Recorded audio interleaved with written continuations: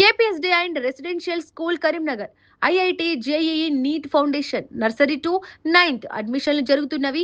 KPS Jagtial road Rekurthi. Phone 8886662925.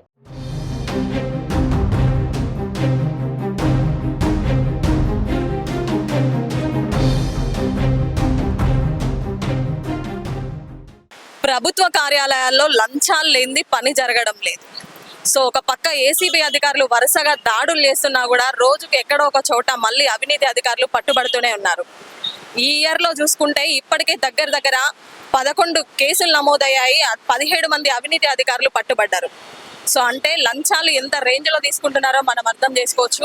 కొంతమంది మాత్రం పని జరగాలి, ఇవన్నీ మాకెందుకులే అని డబ్బులు ఇచ్చి పనులు చేయించుకుంటుంటే, కొంతమంది మాత్రం స్వచ్ఛందంగా ముందుకొచ్చి ఇలాంటి అవినీతి అధికారుల మీద కంప్లైంట్స్ ఇస్తున్నారు.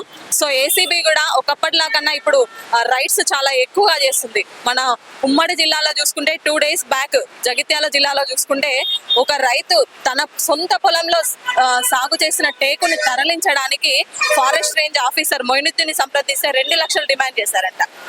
సో 80,000 లంచం తీసుకుంటుండగా అవినీతి అధికారులు వల వేసి అతన్ని పట్టుకున్నారు.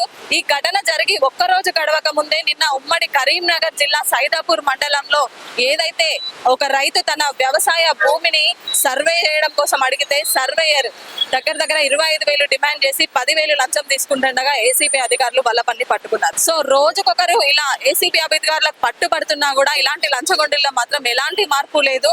సో ప్రజలు కూడా చాలా స్వచ్ఛందంగా ముందుకొచ్చి కంప్లైంట్స్ ఇస్తున్నారు. ఉమ్మడి కరీంనగర్ జిల్లాలో లాస్ట్ ఇయర్ 22 కేసులు నమోదైతే ఇప్పటికే జస్ట్ 5 months లోనే ఇప్పటికి 11 మందిపై కేసులు నమోదయ్యాయి. దగ్గర 17 మందిని అవినీతి అధికారులని పట్టుకోవడం జరిగింది ఏసీబీ అధికారులు. సో ఇలా చూసుకుంటే వీళ్ళలో మాత్రం మార్పు రావడం లేదు. సో ప్రజలు కూడా స్వచ్ఛందంగా ముందుకొచ్చి కంప్లైంట్స్ ఇస్తున్నారు. ఇంకొకటి ఏంటంటే ప్రజలు ఇక్కడ చాలా మంది కోరుకుంటున్న విషయం ఏంటంటే కఠిన శిక్షలు కూడా చాలా కఠినంగా ఉండాలి. వీళ్ళకి ఏసీబీ అధికారులు రైడ్ చేసి వీళ్ళని పట్టుకుంటే శిక్షలు కూడా చాలా కఠినంగా ఉండాలి. అలాంటప్పుడే ఇంకొకరు లంచం తీసుకోవాలంటే భయపడతారు అంటూ కూడా పబ్లిక్ చెప్తున్న వైనం చూస్తున్నాము. ఇంకో విషయం చూసుకుంటే చాలా మంది ప్రజలు ముందుకొచ్చి కంప్లైంట్ చేయడానికి భయపడుతున్నారు. ఓ కంప్లైంట్ చేస్తే మాకేమైనా అవుతుందో, మాకేమైనా ఇబ్బందులు గురి చేస్తారా, మమ్మల్ని ఆఫీస్లో చుట్టూ తిప్పుతారా అంటూ కూడా. సో ఎలాంటి భయాందోళనకి గురవ్వాల్సిన అవసరం లేదు. మీ వివరాలు కూడా చాలా గోప్యంగా ఉంచబడతాయి.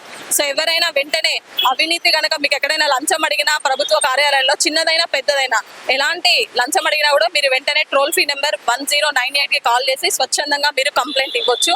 సో ఏసీబీ అధికారులు కూడా ఇప్పుడు చాలా రైడ్స్ చేస్తున్నారు. ఎక్కడికక్కడ లంచగొండిల గుండెల్లో రైళ్లు పరిగెత్తిస్తున్నారు.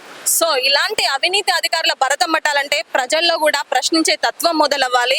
సో ప్రభుత్వ కార్యాలయాల్లో ఖచ్చితంగా మనం పని చేయించుకోవాలి. వాళ్ళకి శాలరీస్ వస్తున్నాయి అని వాళ్ళు ఎవరైనా లంచం అడిగినా ప్రశ్నించే తత్వం మొదలవ్వాలి. సో అప్పుడే ఇలాంటి అవినీతి అధికారుల భరతం పట్టొచ్చు. అంతేకాకుండా ప్రభుత్వ కార్యాలయాల్లో పనిచేసే ఉద్యోగులు కూడా వాళ్ళకు జవాబుదారీతనం పెరగాలి. సో పబ్లిక్ కి ఖచ్చితంగా వాళ్ళు రెస్పాండ్ అవ్వాలి. పబ్లిక్ కి పని చేస్తూనే మనకి శాలరీస్ వస్తున్నాయి అనే విషయం వాళ్ళు తెలుసుకొని వాళ్ళలో జవాబుదారీతనం పెరిగినప్పుడు, ఒక పక్క ప్రజల్లో ప్రశ్నించే తత్వం పెరిగినప్పుడు ఇలాంటి కేసులు అనేవి చాలా తక్కువ రావడం జరుగుతుంది. మొత్తానికి ఏదేమైనా ప్రజలు అయితే ఇప్పుడు చాలా స్వచ్ఛందంగా ముందుకు వచ్చి కంప్లైంట్స్ ఇస్తున్నారు, భయపడకుండా. కెమెరా పర్సన్ వేణుతో లావణ్య రెడ్డి, సుమన్ టీవీ, కరీంనగర్.